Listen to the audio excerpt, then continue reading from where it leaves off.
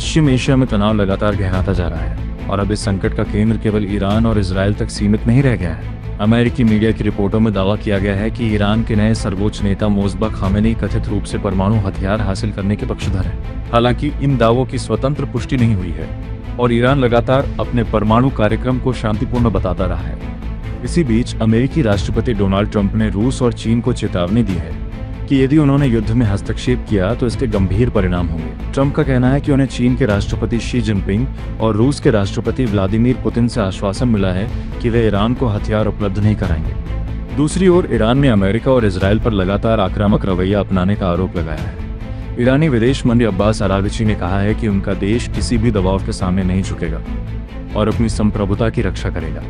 क्षेत्रीय तनाव केवल बयानों तक सीमित नहीं है। कुवैत और बहरीन में अमेरिकी सैन्य ठिकानों पर हमलों के दावे सामने आए हैं, जबकि यमन के हूती विद्रोहियों ने सऊदी अरब के जिजान शहर पर मिसाइल हमला करने का दावा किया है। इन घटनाओं ने पूरे पश्चिम एशिया की सुरक्षा व्यवस्था पर गंभीर सवाल खड़े कर दिए हैं। सबसे बड़ी चिंता ऊर्जा सुरक्षा को लेकर है।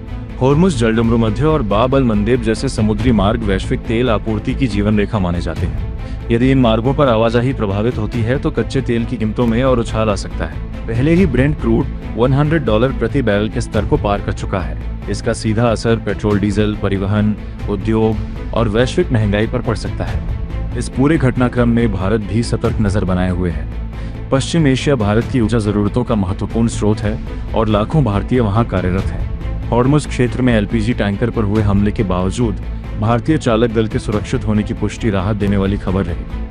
अब सबसे बड़ा सवाल यही है कि क्या यह संकट कूटनीति से सुलझेगा या फिर पश्चिम एशिया एक और बड़े सैन्य संघर्ष की ओर बढ़ेगा। आने वाले दिनों में अमेरिका, ईरान, इजराइल, रूस और चीन के फैसले केवल क्षेत्रीय नहीं बल्कि वैश्विक राजनीति और अर्थव्यवस्था की दिशा भी तय करेंगे।